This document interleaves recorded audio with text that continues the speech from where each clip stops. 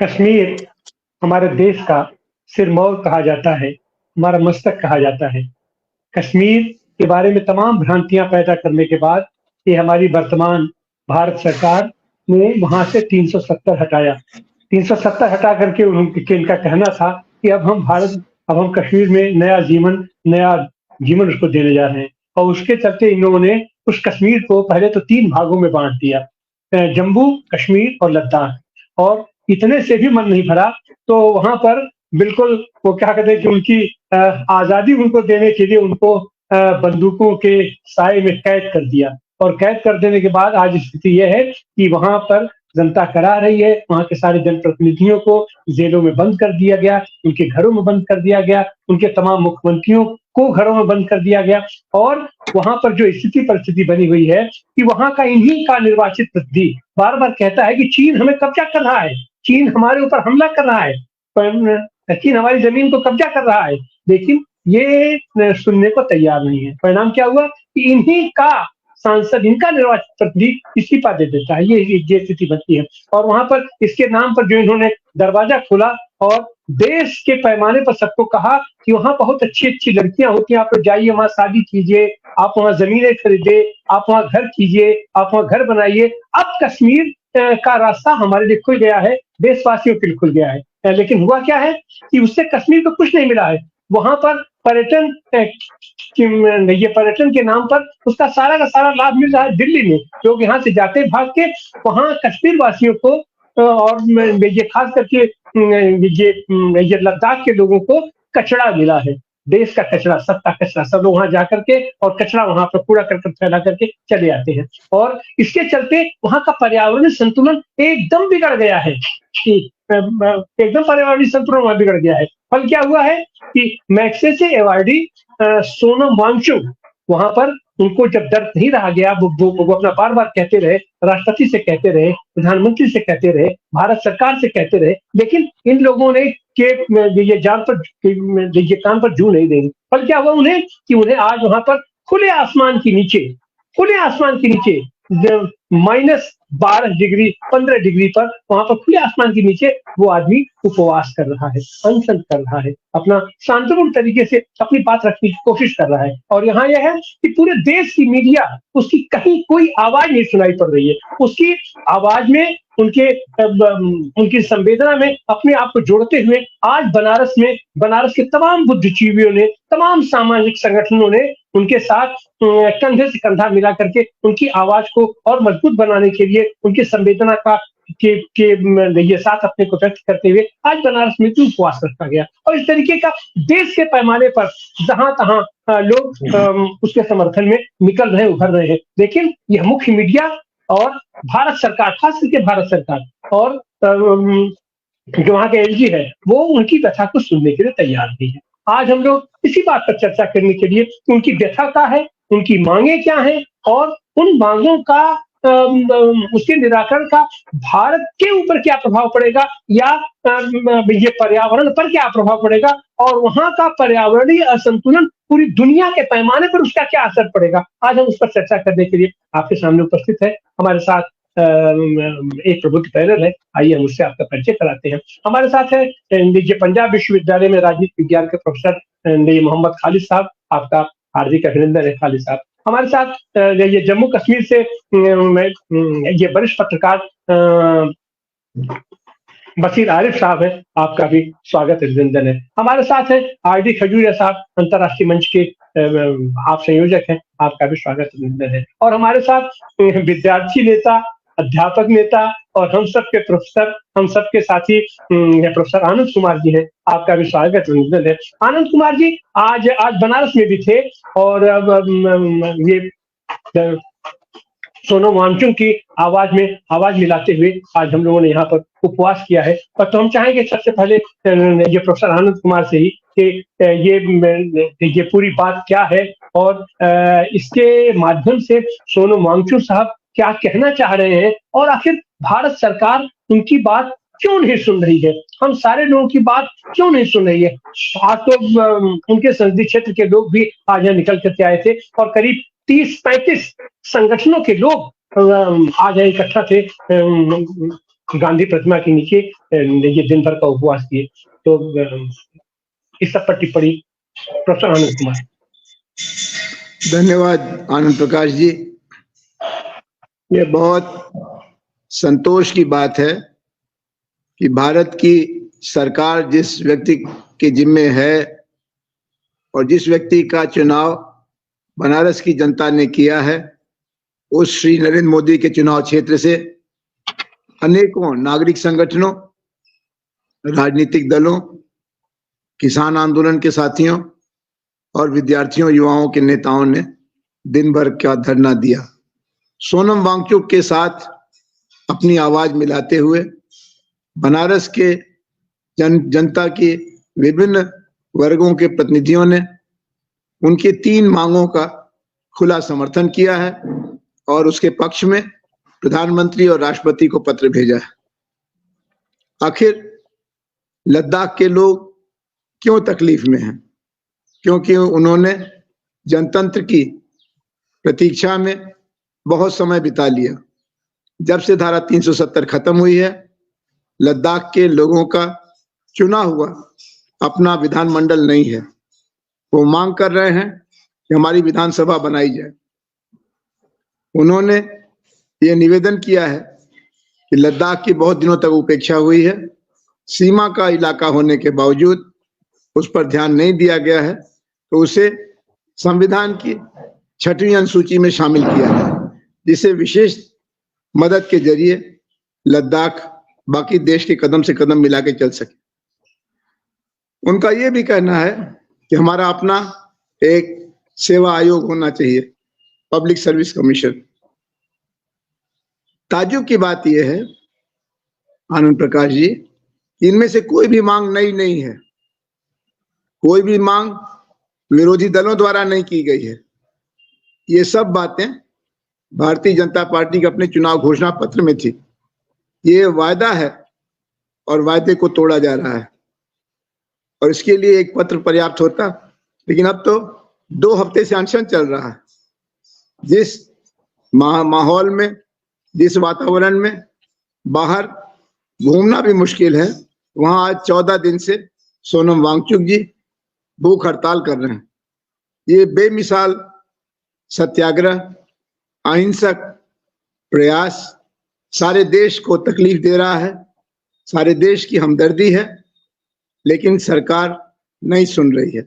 हमें आशा है कि जैसे आज बनारस में हुआ, ऐसा ही देश के अन्य संवेदना क्षेत्रों में, संवेदनशील इलाकों में प्रतिक्रिया होगी और सारा देश सोनम वांगचुक और लद्दाख की जनता के साथ आवाज से आवाज मिला के न्याय की मांग करेगा और न्याय मिलेगा। धन्यवाद जी, बहुत बहुत धन्यवाद आनंद जी। मुख्य मीडिया जो हमारे देश की और हमारी भारत सरकार उनकी उपेक्षा करती, इसका मतलब ये नहीं कि देश उसकी उपेक्षा कर रहा है।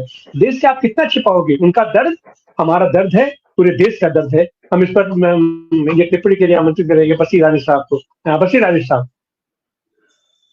शुक्रिया आनंद जी और बाकी जो हमारे वरिष्ठ साथी हैं उनका भी शुक्रिया। सबसे पहली बात जो प्रोफेसर आनंद साहब ने कही वो ये कि लद्दाखियों की अनसुनी की जा रही है, जो उनकी जायज मांगे हैं, जायज डिमांड्स। उनकी ये डिमांड आज की नहीं थी, ये जम्मू कश्मीर राज्य का दर्जा घटाने से पहले भी उनकी दशा ऐसी ही थी।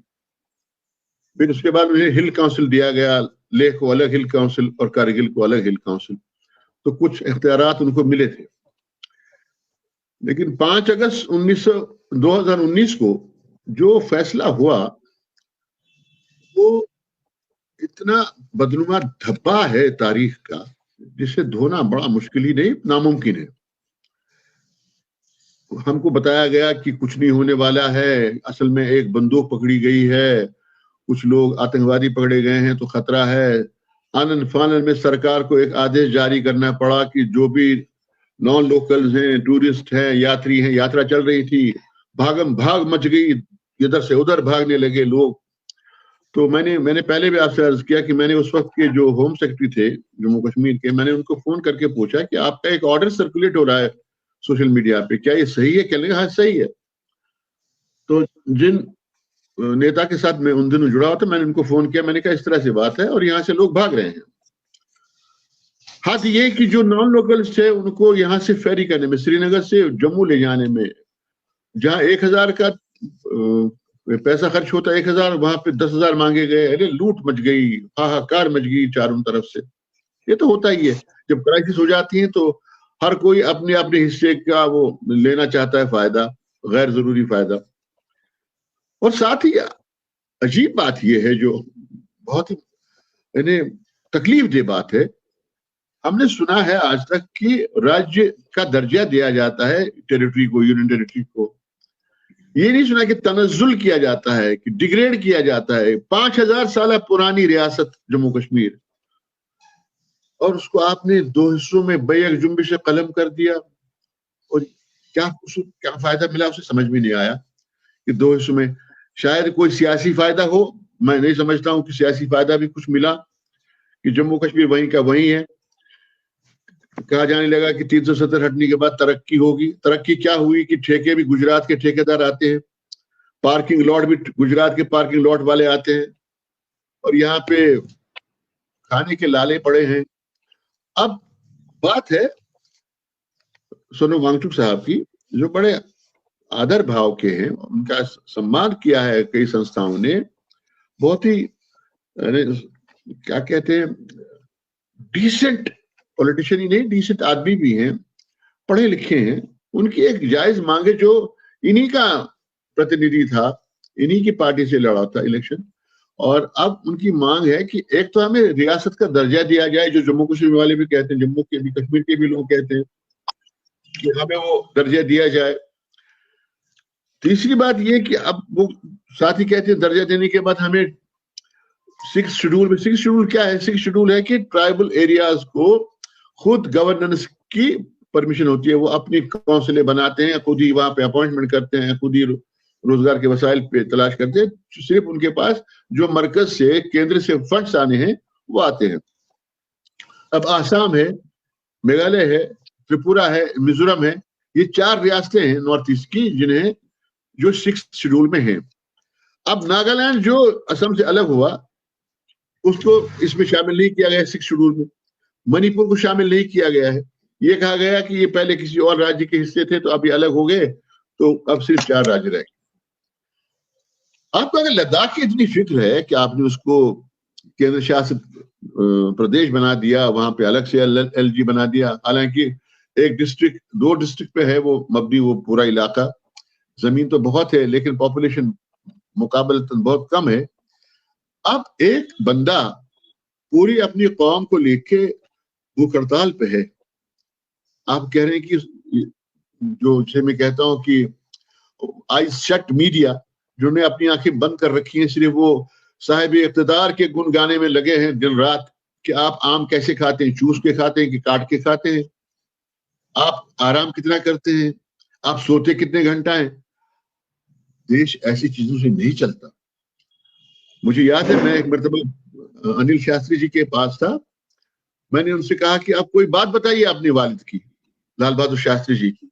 उनका मैंने इंटरव्यू किया था।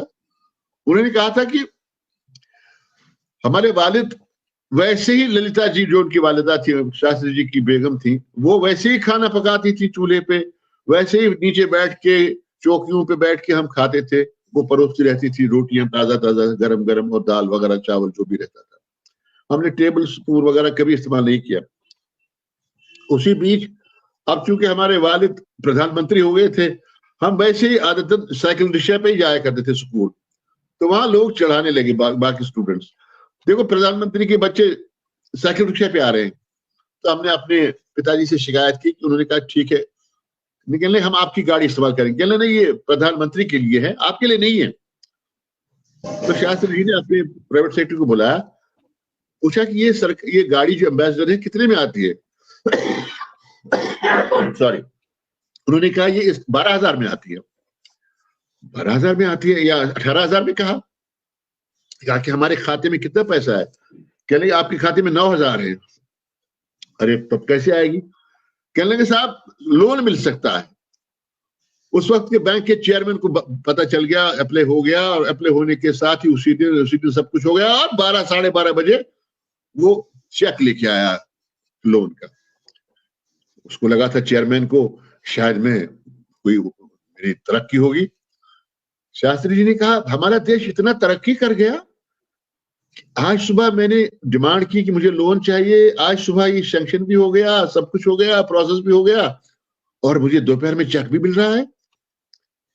मैं आपको कहता हूं अगर यही केस, इसी तरह का केस आम नागरिक, आम भारतीय का आप एक दिन नहीं, एक हफ्ता नहीं, एक महीने भी आप पूरा करेंगे, उस दिन आप मेरे पास आइए, मैं आपकी प्रमोशन करा दूंगा। ये थे प्रधानमंत्री। अब जहां पे इलेक्ट्रोल बॉन्ड का किस्सा हो, जहां पे पीएम केयर फंड का किस्सा हो, जहां पे और भी चीजें हो, और जो वॉशिंग मशीन इनके पास आ गई है कि इधर से कोई चोरी करके उधर गया तो धुल गया रातों रात, लेकिन इधर निगाह नहीं पड़ती उस मीडिया की।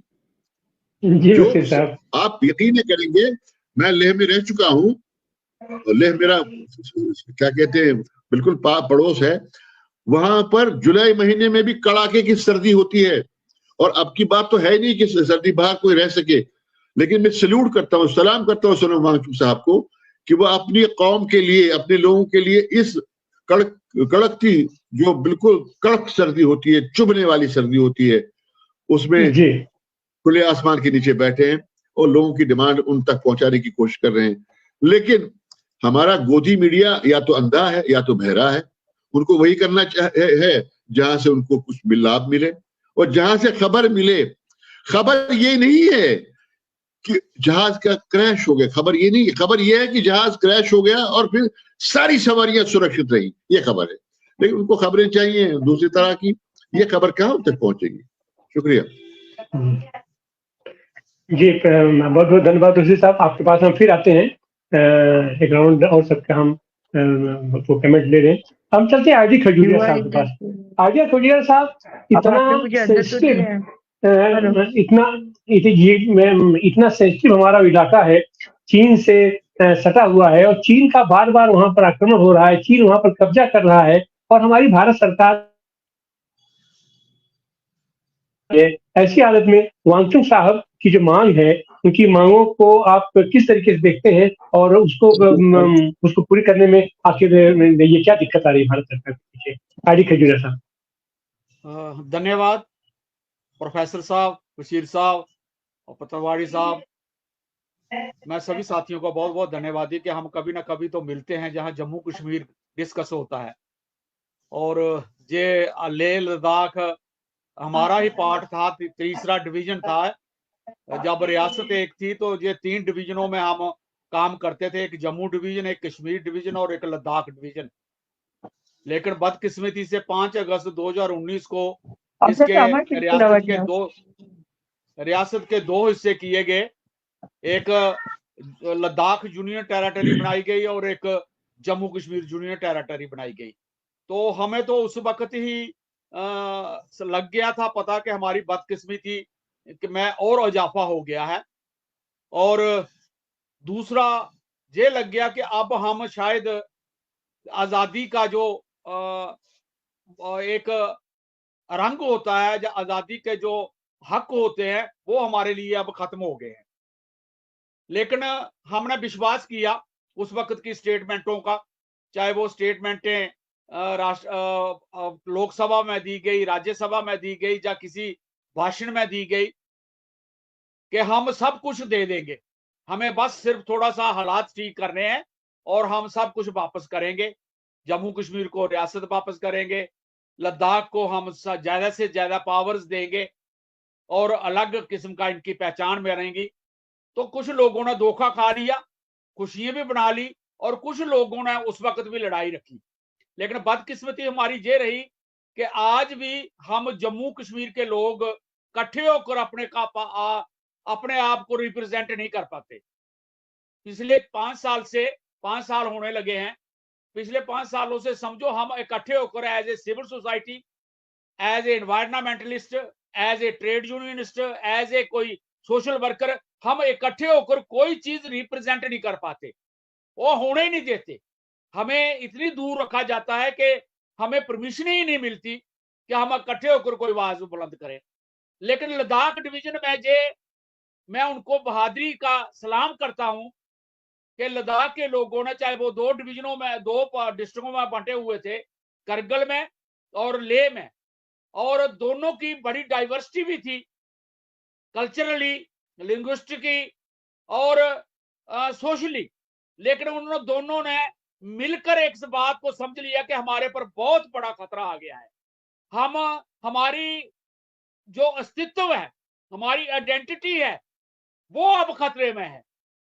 और उन्होंने उस बात को इकट्ठे होकर तमाम किस्म के अपने आपसी मतभेद थे वो बुलाकर एक ही लद्दाख डिवीजन की, एक ही लोगों का एक ही मंच बनाकर उन्होंने मूवमेंटें शुरू की।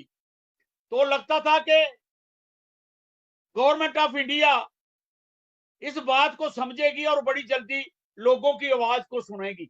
लेकिन बड़े अफसोस की बात है कि सोनम वांगचुक, जो एक बहुत ही डिसेंट पर्सन है और शुरू से वो एनवायरनमेंट के प्लेयर रहे हैं और वो एक साइंटिस्ट हैं, उन्होंने इस चीज को भांप लिया कि हमें सामाजिक तौर तो हम दब गए, वो तो हम दब ही गए हैं, लेकिन हमें नेचुरल प्राकृतिक तौर पर जो हमें तकलीफ होने जा रही है वो हमारे अस्तित्व को खतरा है, वो हमारी पहचान को खतरा है और हमारी जिंदगियों को खतरा है।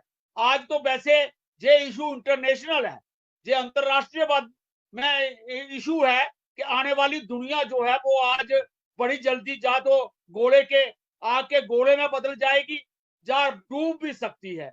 ये बड़े बड़े साइंटिस्टों के बड़े अनुमान आ रहे हैं। अभी भी नेपाल में एक बहुत बड़ी कॉन्फ्रेंस हुई क्लाइमेट पर, वहां पर बहुत सी बहसें हुई, बहुत प्रस्ताव पेश हुए, लेकिन लद्दाख में कोई इंटरनेशनल साइंटिस्ट, एनवायरमेंटलिस्ट या सोशलिस्ट एक्टिविस्ट नहीं आया है। वहां के साइंटिस्ट ने ये बात पहचान ली और आज अंतरराष्ट्रीय तौर पर, इंटरनेशनल तौर पर रिप्रेजेंट करके ये बता दिया कि हम जहां इंसान रहते हैं और इंसानों को खतरा है, हमारे अस्तित्व को खतरा है। और ये जो कारपोरेट ने दौड़ लगाई हुई है कि वहां पर जो फैक्ट्रियों के लिए जगह खरीदी जा रही हैं, बड़े बड़े इंडस्ट्री लगाने की सोचा जा रहा है, वहां का पेट्रोलियम समझा जा रहा है, वहां लिथियम देखा जा रहा है, वहां नीलम देखा जा रहा है, वहां पर और कई किस्म के उन्होंने तजर्बे करने की जो जमीनें ले ली है, उससे लाजमी है कि वो 3 लाख की आबादी जो है वो वहां पर नहीं रह पाई, वो उनके खतरा है। इसलिए सोनम वांगचुक को मैं सलाम करता हूं कि उन्होंने इस मसले को उठाया है और आज इंटरनेशनल तौर पर इस मसले को पहुंचाया है कि आज जहां भी समझदार लोग हैं और पर्यावरण को समझने वाले, जहां नेचर ह्यूमन काइंड का जो आपस में रिश्ता है, उसकी इंटरडिपेंडेंस है, जो उसको समझने वाले लोग आज जहां भी हैं। और मैं सबसे बड़ा आज धन्यवादी हूं, शुक्रगुजार हूं बनारस के इंटेलेक्चुअल्स का, बुद्धिजीवी का, सोशल एक्टिविस्टों का या क्रांतिकारी वीरों का, कि उन्होंने वहां पर बैठकर आज सोनम वांगचुक की नहीं, लेह लद्दाख के लोगों की आवाज को बुलंद नहीं किया, बल्कि ये पूरी मानवता की आवाज को बुलंद किया। उन्होंने आज पूरी सृष्टि, धरती को बचाने की, इस मैनकाइंड को बचाने की बात उठाई है और इसकी जरूरत है। मैं प्रोफेसर आनंद से बहुत ही हमेशा इनका एहसानमंद रहा हूं। इन्होंने हमेशा बहुत सी बातें सिखाई हैं और इन्होंने यूनिवर्सिटी में भी सिखाई और सोशल फील्ड में भी सिखाई हैं। मैं इनका बहुत आभारी हूं कि आज ये भारत के अंदर बहुत सी जगहों पर ये आवाज लेते हैं और जम्मू कश्मीर को भी उसमें अपना एजेंडा में शामिल रखते हैं। नहीं तो हम बड़े बेगाने से महसूस करते हैं अपने आप को, हमेशा बेगाने से रहे हैं, बेगाने से समझा गया और आज भी हमें अलेज किया जाता है, ताने दिए जाते हैं कि आप मुफ्त की खाने वाले लोग थे, आप मुफ्त बिजली लेने वाले लोग थे, आप ये थे वो थे। लेकिन आज समझ लग रही है कि कारपोरेट ने हमारी सबकी हालात बदल दी, हमारी सबकी वो हालत कर दी है, वो दुर्दशा बना गई है कि आज किसी जानवर की नहीं रही है, जो आज इंसान की दुर्दशा पूरे हिंदुस्तान में बन चुकी है। इसलिए आज जरूरत है कि सोनम वांगचुक का एजेंडा जो है वो दो तरफा है।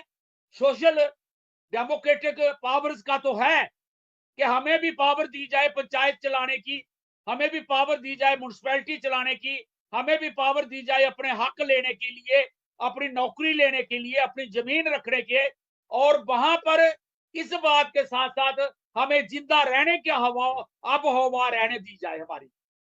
हमें उनको डर लग रहा है कि ऐसा ना हो कि कहीं ऐसा समझौता ना हो, कहीं ऐसा कोई नया फेरा ना आ जाए कि कहीं तिब्बत और लद्दाख बड़ी पावरों के बीच में मिलाकर हांगकांग की तरह एक ऐसा एरिया बनाया जाए जहां पर कोई बड़ी शक्तियों का ऐसा ठेका दिया जाए और हम देखते ही रह जाएं, क्योंकि 3 लाख की आबादी वहां पर कुछ नहीं कर पाएगी अगर हिंदुस्तान उसको अपना हिस्सा नहीं समझेगा, भारत उसको अपना हिस्सा नहीं समझेगा, पूरी आबादी नहीं उठ बैठेगी, पूरी हमारी पॉपुलेशन नहीं उठ बैठेगी, तब तक लेह को दोनों किस्म के खतरे हैं, प्राकृतिक तौर पर भी और सामाजिक तौर पर भी। इसलिए मैं आज इस तिवारी साहब का भी बहुत धन्यवादी हूं कि ये तकरीबन जो भी इशू हमारे कंसर्न होता है फटाफट उस पर सेमिनार बुलाते हैं, बातचीत करवाते हैं और हमारी राय भी वहां पर प्रकट करने का मौका मिलता है।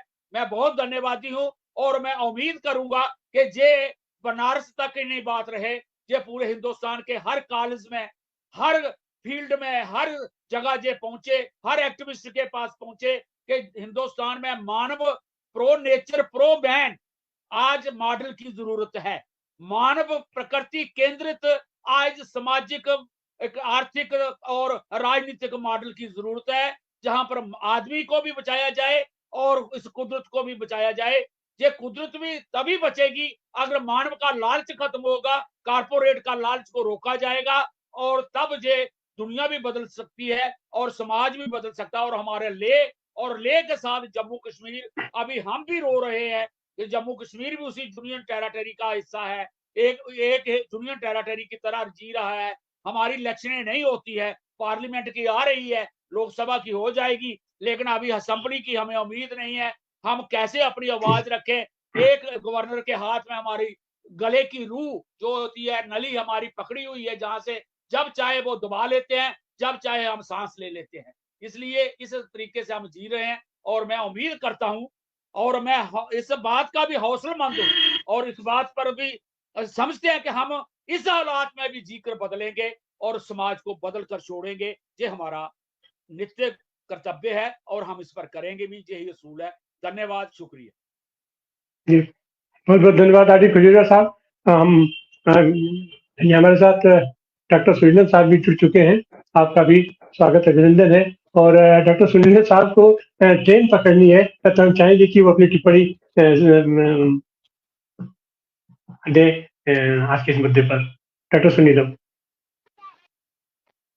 मैं ट्रेन पकड़ चुका हूँ, ट्रेन में ही बैठा हूँ, मालवा एक्सप्रेस में। मैं केवल एक किस्म से सॉलिडरिटी एक्सप्रेस करने के लिए यहाँ पर आया हूँ और मुझे लगता है कि जो काम कर रहे हैं लद्दाख के अंदर आंदोलनकारी, वो देश की बहुत बड़ी सेवा कर रहे हैं।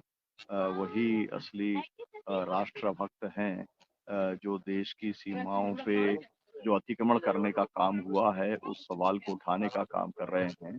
और जो एक अधिकार था, जो कहा गया था कि वही राज्य का दर्जा देंगे, तो उनके जो सभी मांगे हैं वो बहुत जायज हैं। लेकिन बहुत सारे लोगों से जब मेरी बातचीत हुई तो वो ये कह रहे थे कि हमको ऐसा लगता है कि कहीं ऐसा ना हो कि जैसे जीडी अग्रवाल जो है वो अनशन करते हुए ही जो है शहीद हो गए हैं। तो वो भी एक बड़ी साजिश हो सकती है। मैंने ये कहा कि ऐसा नहीं संभव है, क्योंकि ये जो आंदोलन है इसको केवल जो है कश्मीरियों का ही नहीं लेकिन देश के अंदर भी और दुनिया के स्तर के ऊपर भी इसको बहुत बड़ा समर्थन प्राप्त है। ये सवाल को समाजवादी बराबर उठाते रहे। मुझे लगता है कि जब प्रोफेसर आनंद जी यहाँ पर जुड़े होंगे तो उन्होंने जरूर इस बात को रखा होगा कि चीन से जो खतरा है उस चीन के खतरे को लेकर के जॉर्ज फर्नांडिस से लेकर के मुलायम सिंह तक, और उसके पहले डॉक्टर राम मनोहर लोहिया इस सवाल को बराबर उठाते रहे। लेकिन भारत सरकार ने तब भी और अब भी इस पे ध्यान नहीं दिया।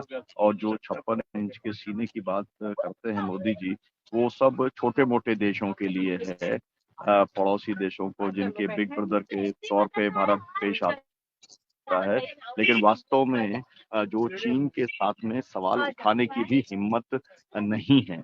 और यहाँ पर जो तिब्बतियों को एक जो शरण दी गई है, उनकी भी एक्टिविटीज के ऊपर एक तरीके से रोक लगा दी गई है। कोई भी लोग जाकर के चीन की यहाँ पर एम्बेसी के ऊपर प्रदर्शन नहीं कर सकते। और जो भी जब चीन के कोई आते हैं लीडर्स, उस समय जब प्रोटेस्ट की कोई बात होती है तो वो भी कभी अलाउ नहीं किया जाता। मतलब ये है कि पूरी तरीके से चीन जो है वो भारत को हर स्तर के ऊपर डोमिनेट करने का काम कर रहा है। लेकिन अपने राष्ट्रहित के सवालों को भी मोदी जी चीन के नेताओं के सामने या अंतर्राष्ट्रीय स्तर पर उठाने की हिम्मत नहीं जुटा रहे हैं। तो इस समय लद्दाख के अंदर जो आंदोलन चल रहा है उसका हम समर्थन करते हैं, किसान संघर्ष समिति के अध्यक्ष के तौर पर भी, समाजवादी समागम के तौर पर भी, और देश के तमाम सारे आंदोलनकारी जन आंदोलन राष्ट्रीय समन्वय ने भी इसके समर्थन के अंदर उन्होंने भी अपना स्टेटमेंट इशू करने का काम किया है।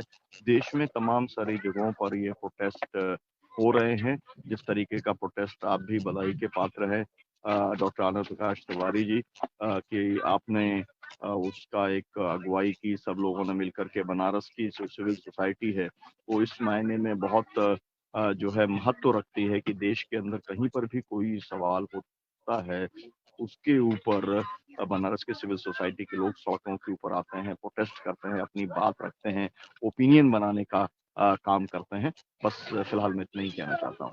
बहुत शुक्रिया रत्ना जी, जी धन्यवाद। आपका बहुत बहुत धन्यवाद। और इसके बाद संचालन इसके बाद संचालन का काम अपने रत्ना जी करेंगे अपनी टिप्पणी के साथ। उसके पहले हम चाहेंगे कि पंजाब यूनिवर्सिटी के हमारे ये राजनीति विज्ञान के विद्यार्थी प्रोफेसर ये मोहम्मद खालिद साहब हैं। मोहम्मद खालिद साहब, आप तो राजनीति विज्ञान के विद्यार्थी हैं, विद्यार्थियों को आप पढ़ाते हैं, लिखाते हैं, अपना अपना समझाते हैं। ये कौन सा विज्ञान हमारा ये कहाँ बताता है कि हमारे संविधान के अंदर से अपने ही देश के अंदर जब ये जो क्षेत्र हमारा ये चौतरफा अतिक्रमण का शिकार हो रहा है, तो वहां के लोगों को हम इस तरीके से छोड़ दें कि अपने कारपोरेट को तो हम औने पौने दाम में वहां की जमीनें दे रहे हैं कि अपना जाकर के अपना सब लोग बसो, और ये विदेशी लोगों से धन लेकर के अब तो खुलासा हो गया है कि विधिवत चंदा उनसे लिया गया है। और तो चंदा नहीं, उस चंदे को तो सीधे सीधे रिश्वत किया जाएगा।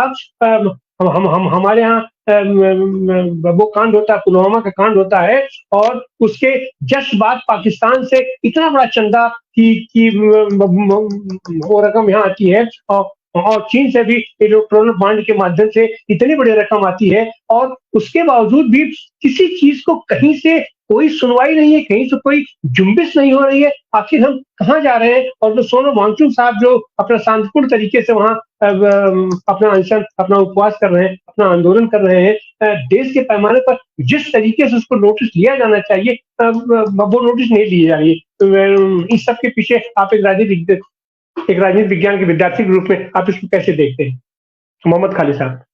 इसके बाद संचालन रत्ना जी करेंगी। तिवारी साहब, आपका बहुत बहुत धन्यवाद।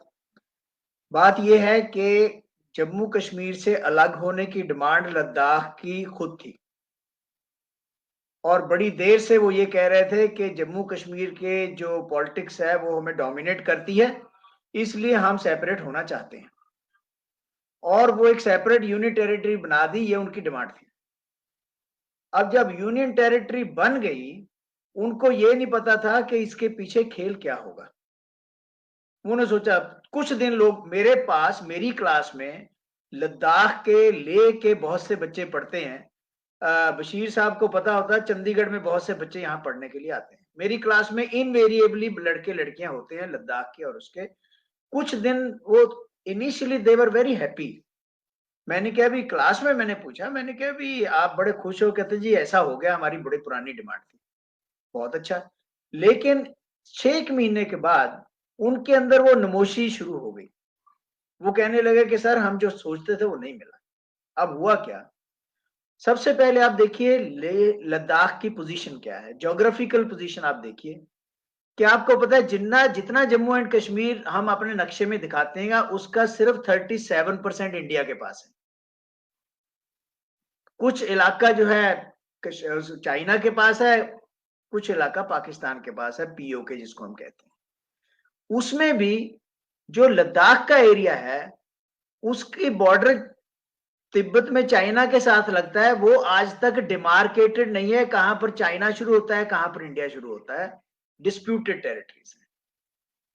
और वहां पर हाईली मिलिटराइज्ड जोन है ये सारा। यानी चाहे लेह लद्दाख ले लो, चाहे आप कठुए से लेकर के कहीं मर्जी घूम लो, हाईली मिलिटराइज, वर्ल्ड का सबसे मिलिटराइज जोन है ये एरिया। और वहां पर आप ये देखिए कि खेल क्या चला। खेल ये चला, आपको पता है कि जिस तरह से इस केंद्रीय सरकार ने फेडरल स्ट्रक्चर की धज्जियां उड़ाई हैं, चाहे आर्टिकल 370 को खत्म करना हो, चाहे डीमोनेटाइजेशन की बात हो, मैं उसकी डिटेल में नहीं जाऊंगा, हम सबको पता है। उनको पता था कि अब हम फैसला करेंगे कि लद्दाख में क्या होगा। लद्दाख में क्या होगा, वहां पर माइनिंग के प्रोजेक्ट भी, और वहां पर इंडस्ट्रियलाइजेशन भी, वहां पर ये जो है हाईली जिसको हम कहते हैं प्रमोशन ऑफ टूरिज्म भी। टूरिज्म जैसे आपने कहा कि वहां पर गंद फैला करके आते हैं, ये वहां पर भी हुआ था अंडमान निकोबार में जब खोला था थोड़ा सा ट्राइबल एरिया। तो अब वहां पर क्या हो रहा है कि एक बहुत ही सेंसिटिव जोन के अंदर आप ऐसी मूवमेंट पैदा कर रहे हो, जो मूवमेंट जो है वो लोकल्स की है। अगर लोकल सपोर्ट ना हो, कोई भी आर्मी जो है वो कामयाब नहीं हो सकती। और इसकी इंडिकेशन उन्होंने ये दी है कि लद्दाख के जो सिपाही हैं वो भी बहुत वीक मोरल फील कर रहे हैं। ये एक बहुत सेंसिटिव इशू है। एक तो आप अपना एनवायरनमेंट खत्म कर रहे हो, 1.5 लाख स्क्वायर किलोमीटर का एरिया जहां पर चरवाहे पहले जाया करते थे अपने उसको लेकर के, भेड़ बकरियों को और दूसरी चीजों को, वो उनके उससे बाहर हो गया है, वहां पर आप वो नहीं जा सकते।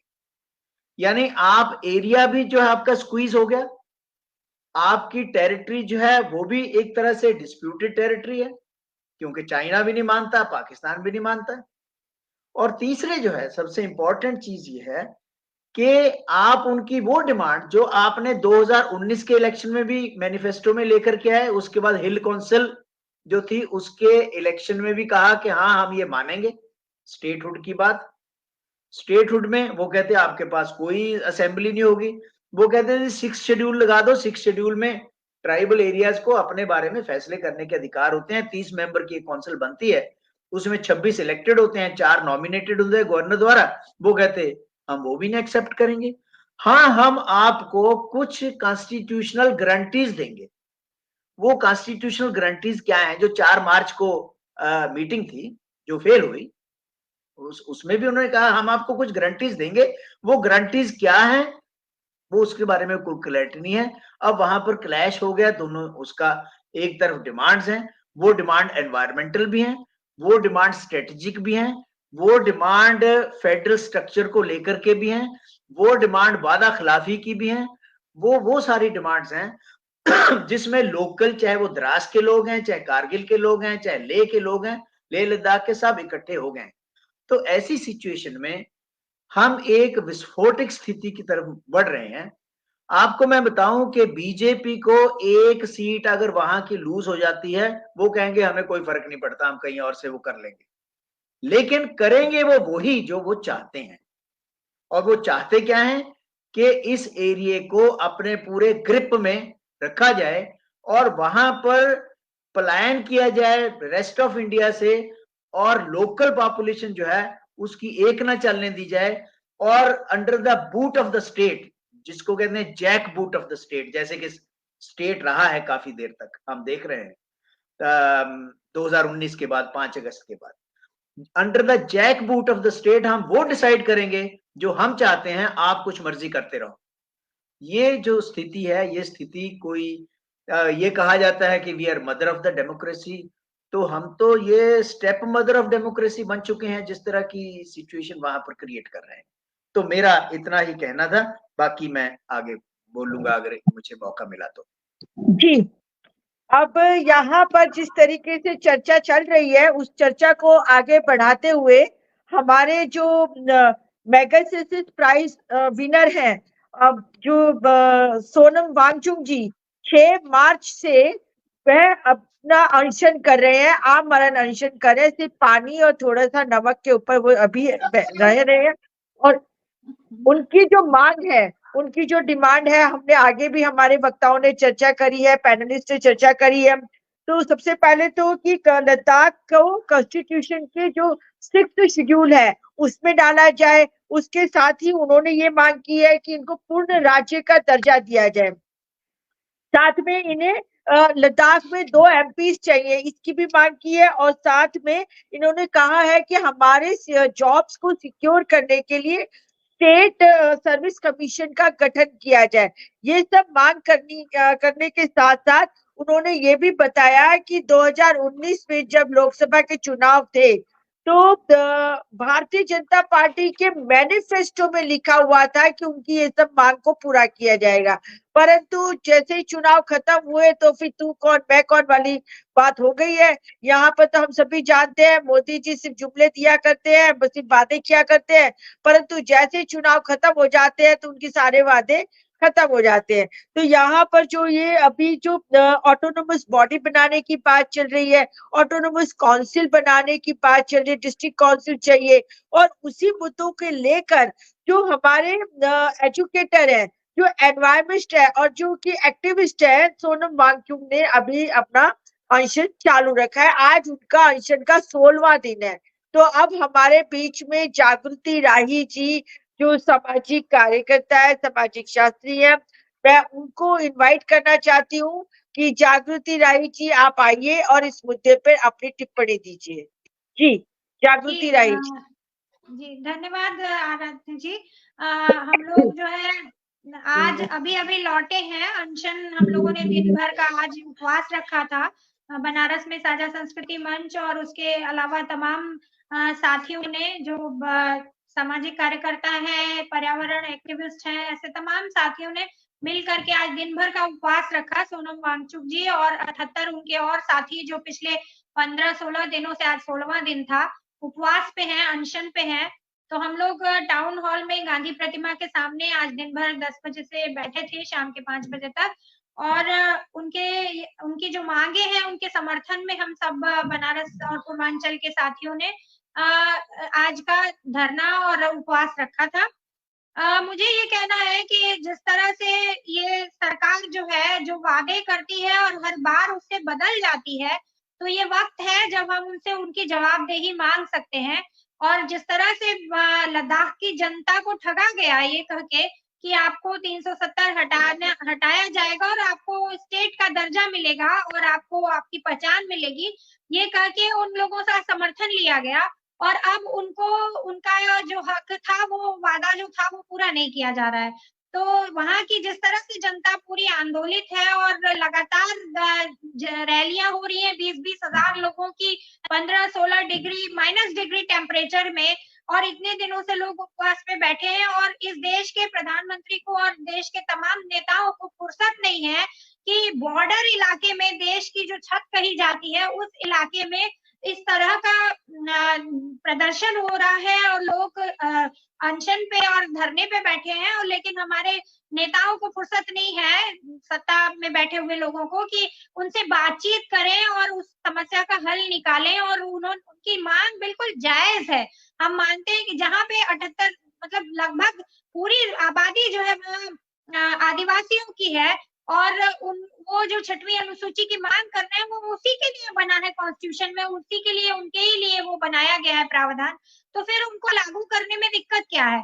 दूसरी, अभी सारे देश में चुनाव हो रहा है और कश्मीर में सब कुछ शांति है और इसी के नाम पे 370 हटाई गई, तो फिर आप कश्मीर में और लद्दाख में चुनाव क्यों नहीं कराते हैं और उनको जो विधानसभा में उनके सदस्य हुआ करते थे, जो ऑटोनोमस बॉडी में आप चाहे या यूनियन टेरिटरी के तौर पर जो उनकी मांग है कि एक स्वतंत्र जिला परिषद का गठन और स्वतंत्र रूप से उनके जनप्रतिनिधियों को चुनने का हक जो है वो दिल्ली में भी यूनियन टेरिटरी में मिला है, पौंडीचेरी में भी यूनियन टेरिटरी में मिला है, ऐसे देश के तमाम यूनियन टेरिटरी में, तो ये हक लद्दाख के लोगों को क्यों नहीं मिलना चाहिए।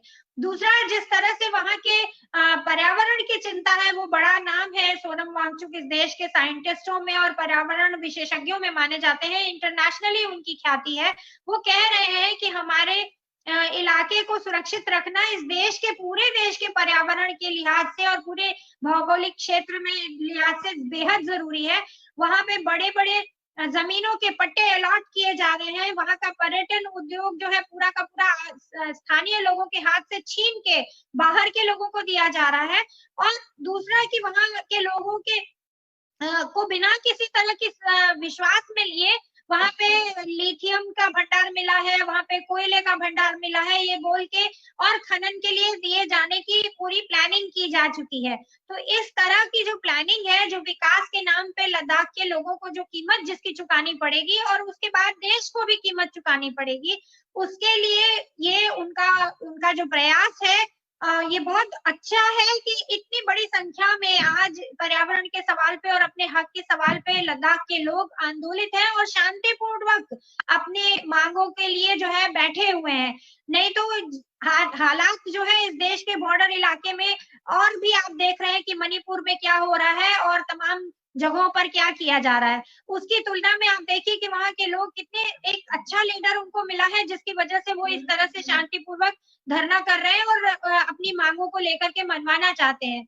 एक और उनकी जो बिल्कुल जायज मांग है जिस तरह की कि वो कर्मचारियों के लिए, जो कर्मचारी परिषद की बात कर रहे हैं और वहां स्थानीय लोगों को रोजगार मिल सके, पढ़े लिखे युवाओं को रोजगार मिल सके, इसकी बात वो कर रहे हैं। ये बात को भी समझने की जरूरत है।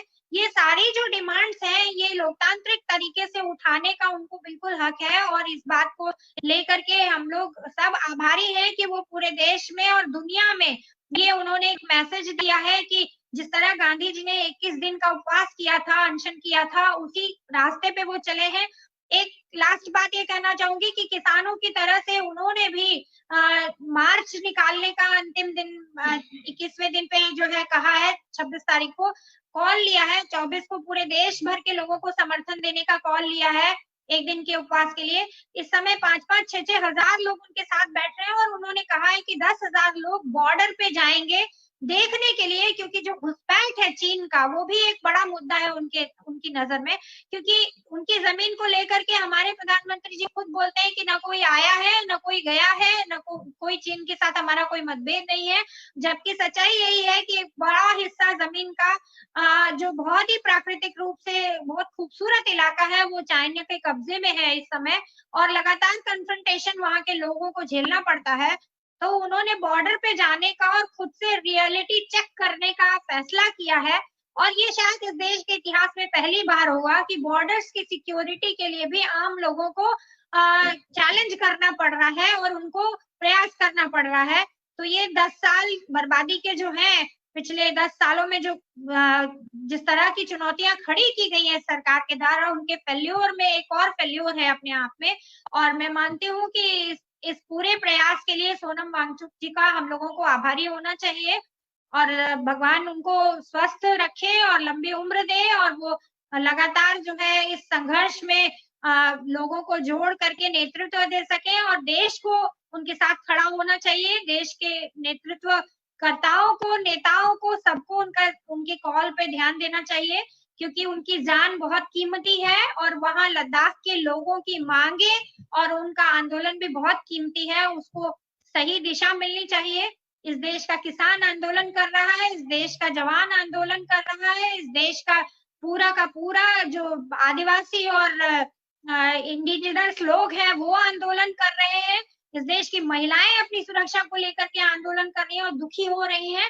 तो ये जो हालात हैं 2024 की चुनौती के लिहाज से देखा जाए तो हम लोगों को इस बात को, इस कड़ी को जोड़ना चाहिए और एक दूसरे का हाथ पकड़कर खड़ा होना चाहिए। और बनारस लगातार उनके साथ है, पूर्वांचल के और तमाम जिलों से भी हम लोग ये अपील करेंगे साथियों को आगे आने वाले दिनों में कि उनकी कॉल को हम लोग लगातार यहाँ से सपोर्ट करें और साथ दे सकें। धन्यवाद जी, बहुत बहुत धन्यवाद जागृति जी, आपने बहुत ही डिटेल में बहुत सही तरीके से इस विषय के ऊपर प्रकाश डाला।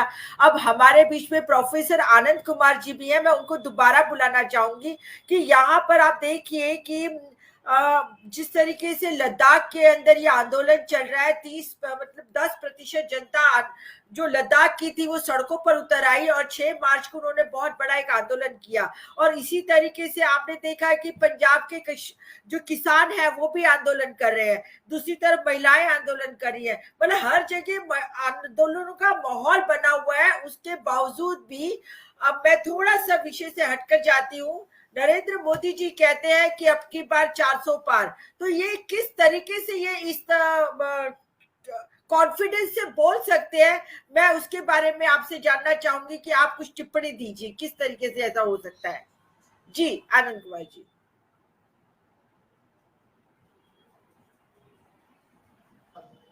आप अनम्यूट कीजिए अपने आप को। इस भरोसे पर है कि वो 400 से ज्यादा सीटों पर जीतेंगे 543 सीटों में से। इसका एक ही कारण हो सकता है कि उनके पास कोई तरीका ऐसा हो जो जनादेश के बजाय शासन के आदेश के आधार पर जय और पराजय घोषित करें। क्योंकि जो महत्वपूर्ण प्रदेश हैं, उत्तर प्रदेश, यहाँ समाजवादी पार्टी और कांग्रेस के बीच में समझौता हो गया है सीटों का, 80 सीटें हैं। जो दूसरा बड़ा प्रदेश है महाराष्ट्र, वहां पर भी श्री शरद पवार जैसे दिग्गज राष्ट्रीय नेता के नेतृत्व में कांग्रेस, शिवसेना का एक बड़ा हिस्सा और नेशनलिस्ट कांग्रेस पार्टी साथ चल रही है। और बंगाल में जो परिस्थितियां हैं, ममता बनर्जी के नेतृत्व में पूरे बंगाल की जनता एकजुट है। ऐसे बिहार में जो रैली हुई 3 मार्च को, उससे ऐसा लगता है कि पिछली बार ये 39 सीटों पर जीते थे 40 में से, इस बार 19 सीटों पर भी विजय मिले तो बड़ी भारी उपलब्धि होगी। तो ये जीतेंगे कहाँ? दिल्ली में, गुजरात में, मध्य प्रदेश में, राजस्थान में इनको लगभग 100% सीटों पर जीत मिली थी। इस बार ऐसा नहीं होने वाला है। तो अगर ये परिस्थितियां जमीन की इनके खिलाफ हैं और फिर भी ये दावा करते हैं कि 400 सीटें जीतेंगे, तो लगता है कि इन्होंने अपने नौकरों को यानी अफसरों को ये निर्देश दिया है कि मशीन की बदौलत हम मतदाता के फैसले के खिलाफ एक आदेश ले आए। इस पर देश भर में विरोध हो रहा है। वकीलों का विरोध बहुत महत्वपूर्ण है, वो पढ़े लिखे लोग हैं, जानकार लोग हैं। वैज्ञानिकों का विरोध महत्वपूर्ण है और राजनीतिक दलों का विरोध ईवीएम मशीन को लेकर के चौतरफा फैल रहा है। उसके बावजूद भी न सुने, ये तो तानाशाही है। जनतंत्र जनता की आवाज पर चलता है, लेकिन मुट्ठी भर लोग जो कुर्सी पर कब्जा करके कॉरपोरेट की मदद करते थे और उन्होंने भारत को अरबपतियों का स्वर्ग बना दिया। और अब सरहदी इलाकों में भी, लद्दाख से लेकर मणिपुर तक जनता सड़कों पर आ गई है। ये हालात अच्छे नहीं हैं। हुकूमत को ये संदेश समझना चाहिए। जी धन्यवाद। जी आनंद जी। अब हमारे साथ में डॉक्टर आनंद प्रकाश तिवारी जी भी हैं। मैं उनसे चाहूंगी कि वो टिप्पणी शॉर्ट में दे कि 370 धारा 370 हटाने के बाद देश में किस तरह का माहौल बन गया था या बनाया गया था कि अब तो सब कुछ अच्छा ही अच्छा है। तो आप बताइए कि ये जो अनुच्छेद 370 हटा देने के बाद से जम्मू कश्मीर की और लद्दाख की हालत में क्या फर्क पड़ रहा है। जी डॉक्टर आनंद तिवारी जी, आप अनम्यूट। हम तो चाहेंगे कि अपने बशीर साहब टिप्पणी दें। हाँ, आपने कहा है तो इनका एक नारा यह भी है कि 370 के पार अब वो 370 तो हटा दिए हैं, उसके आगे वो क्या करना चाहते हैं अभी तो बेहतर तरीके से वही बता सकते हैं, जी हमारे विद्वान बता सकते हैं। और वो जो कह रहे हैं 400 पार आप लोगों के समझने में ये थोड़ी दिक्कत हो रही है। 400 पार मतलब पेट्रोल का दाम 400 पार कर देंगे, डीजल का दाम 400 पार कर देंगे। और इस तरीके से वो जो तो उनके स्लोगन का मतलब है, आप उनकी भावना को समझिए, आप उनकी भावना को समझिए और उस भावना को ही समझाने के लिए अपना सोनम वांगचुक साहब को वहां उपवास पर बैठना पड़ रहा है। और फिर एक तो चीज है कि सोनम वांगचुक साहब के 3 मांगों में एक ये भी है कि ये लेह लद्दाख में 2 सांसद दिए जाएं, क्योंकि उसका इलाका बहुत बड़ा है। लेकिन फिलहाल चूंकि अब इलेक्शन घोषित हो चुका है तो उनका एक मांग तो ऐसे ही खारिज हो गई और अब बाकी चीजों के लिए फिर वो बेचारे आंदोलनरत है और वो मार्च निकालेंगे, सीधे अपने बॉर्डर पर जाएंगे। तो हम तो मतलब यही आह्वान करेंगे अपने पूरे देश का कि उनके साथ खड़ा हो। और उस दिन 26 तारीख को जो उन्होंने मार्च की घोषणा की है उसमें लोगों को उनका साथ देना चाहिए। हम बनारस के तो लोग उनके साथ खड़ा होने के लिए जाएंगे। बहुत बहुत धन्यवाद जी। अब शॉर्ट में हमारे वरिष्ठ पत्रकार जो आरिफ बसीर जी हैं, आप बताइए, आप जम्मू कश्मीर को कई समय से देख रहे हैं, उसके बारे में आप अपने लेख भी लिखते हैं, तो आप बताइए कि 370 के बाद जम्मू कश्मीर में और लद्दाख में क्या फर्क पड़ गया? जी मैं आपको एक हल्का सा वाक्य सुनाता हूँ, इजाजत है? हिटलर से एक दिन कहा गया कि आप इतने क्रूर शासक कैसे बने? उसने कहा सिर्फ मुझे देखो कि मैं क्या करता हूं। वो दूसरे दिन गया, पहलू में एक बतख को लेके गया और दाने कुछ जेब में, बतख का एक पग निकाल के फेंकता रहा, एक दाना उसके मुंह में देता रहा, जब तक बतख के पूरे पग निकाल दिए, फिर नीचे फेंक दिया और बतख उनके कदमों में आके गिर गया और वो दाने दिए उसको तो बार पीछे चलने लगा। यही हालत हम हिंदुस्तानियों की है। मुझे ये बताइए, कश्मीर में जिनके पास से पाकिस्तान का हवाला का पैसा मिला, उनकी प्रॉपर्टी कुर्क हो गई, जब्त हो गई। अच्छा है, ठीक है, जो गैर कानूनी काम करेगा उसके साथ वैसे ही सलूक होना चाहिए। एनआईए आया, ईडी आया, कोई भी आए, सीबीआई आए, आईबीआई, उनका फर्ज बनता है कि वो ऐसे लोगों की निशानदेही करें और उनको जेल में पहुंचाएं। लेकिन ये मुझे बताइए, ये पाकिस्तान से 2019 के इलेक्शन में इलेक्टोरल बॉन्ड किसी कंपनी ने खरीदे हैं और बीजेपी को दिए हैं, उसको तो कीजिए ना आइडेंटिफाई, वो किसने, उसको अरेस्ट कीजिए ना, उस पर देशद्रोह का मुकदमा चलाइए। उसने दुश्मन कंट्री से पैसा लिया है इलेक्शन लड़ने के लिए। एक ये बात। दूसरी बात, हमने भी सुना, आपने भी सुना, सुनते रहे, न कोई सीमा के अंदर घुसा है, न कोई हमारी सीमा, न कोई हमारी जमीन खा चुका है। नाम नहीं लिया किसी ने नाम नहीं लिया। उधर मणिपुर आप भी देख रहे हैं, जल रहा है, अभी भी अशांत है। महिलाओं के साथ वहां क्या हुआ, किसी ने आवाज उठाई? किसी ने आवाज नहीं उठाई। लेकिन आवाज वहां उठानी है जहां पर बीजेपी नहीं है, वहां पे उनको बदनाम करना है। वो वेस्ट बंगाल में कुछ वाकया हो गया तो उसको उछाल दो, कहीं पे अगर कोई किसी दूसरे पॉलिटिकल पार्टी का शासन चल रहा है उनको उछाल दो। अब इस वक्त हमारा जो मरकज है डिस्कशन का, वो है सोनम वांगचुक साहब और उनका अनशन, उनका भूख हड़ताल और उनका डिमांड ये करना कि हमें 6 शेड्यूल में डाल दो, पूर्ण राज्य का दर्जा दो।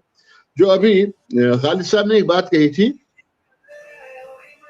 जम्मू कश्मीर के 3 हिस्से थे, जम्मू कश्मीर और लद्दाख। लद्दाखियों की डिमांड रही, लेह वालों की, करगिल वालों की नहीं, लेह वालों की, कि हमें केंद्र शासित प्रदेश घोषित कर दिया जाए, हमें इलाका केंद्र शासित इलाका दे दिया। वो तो हो गया, लेकिन उनको ये पता नहीं था कि ये ढोल जो बज रहा है, ये दूर से बड़ा अच्छा लगता है, लेकिन जब ये ढोल घर में आके बजने लगेगा तो फिर पता चलेगा कि कहां से